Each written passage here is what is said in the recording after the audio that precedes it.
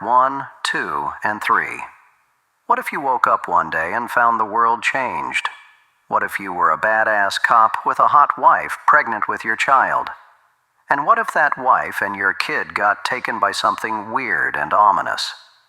That's the story of Butch Killigan, a black and white OEL manga. That's an ugly and boring anagram for original English language manga, by the way, by Dutch artist and animator Sven Stoffels, who gained some notoriety with his hilarious cartoons and animations that rub the right people the wrong way. I learned about roaches. I learned about kids jumping on my lap. And I've loved kids jumping on my lap. Sure, Sleepy Joe. Sure. Butch Killigan is a hard-boiled, washed-up, mean son-of-a-bitch cop who deals justice like Dirty Harry deals punches in the futuristic city of Ultra City. In my head, he sounded like the character Brock Sampson from the animation series The Venture Bros. And to be honest, he kind of looks like him too.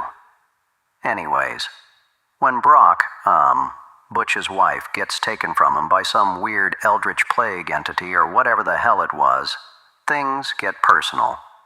Volume 1, at a nice 116 pages, introduces us to Butch and his partner Poncho as they ride as cops through Ultra City and where things start off.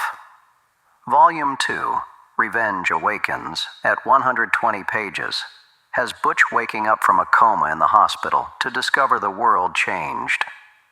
As he tries to get out of the hospital, he encounters a lot of SJW weirdos and other things trying to take Butch's life. What kind of a hospital is this? Volume 3, Tainted Veins, which also has 120 pages, continues the story and has Butch walk the streets to ultimately go to a shopping mall where he encounters more strange members of this dystopian society. Personally, I enjoy the first issue the most of all, as it opens the world and makes you want to see more. The third one comes a close second, since it does more of the same and has that same cliffhanger feeling of things to come. Least favorite is the second one, mainly because we spend a lot of time seeing Butch's initial weakness and fear, rather than the Dirty Harry John Spartan type of guy he was and is in issue 1 and 2. He still kicks ass, but I guess I'd like to see this type of anti-hero with a bit more legs. Seeing where he ends up in issue 3, this almost feels a bit like a redundant filler or something that could have been incorporated after issue 3. But the story isn't over yet, so the verdict is still open on that one. The story itself is crass and politically incorrect, which is fine for the most part. But I had some trouble going through the lengthy anal probe scene that went on for a few pages in issue 2. Granted, having me dread to go through those pages actually made me feel the way Butch was feeling, so it's all part of the plan. But Robotron does not like to be anally probed. No, sir, only I do the. Another such sequence is a fight scene where a couple of punches go through several pages, making this also a very cinematic feel. And this part was much more enjoyable than a kawaii little drill coming out of a hole while an AI bunny rabbit cheers it on. The art is varied, ranging from an American type of manga which, in my eyes, is sometimes a hit or miss. In Butch Killigan, it mostly misses with the females whose eyes are often weirdly placed, which is normal for American manga, but still. It sometimes looks like Chinese Rachel Ziegler.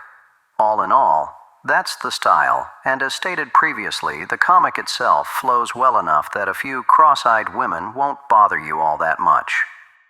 Another thing that irked me a little is that it is a black and white mangaka, which has these extremely detailed backgrounds with often chibi and slightly more normal art in the foreground.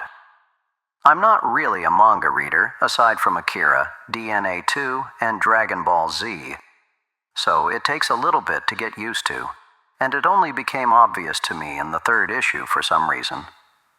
The one thing that disappointed me a little is that the interior pages are not in color. I mean, look how gorgeous these covers look. Can you imagine what it'd be if the interior pages were like that? As it stands, however, I enjoyed Butch Killigan, and I'm eager to see where this will go.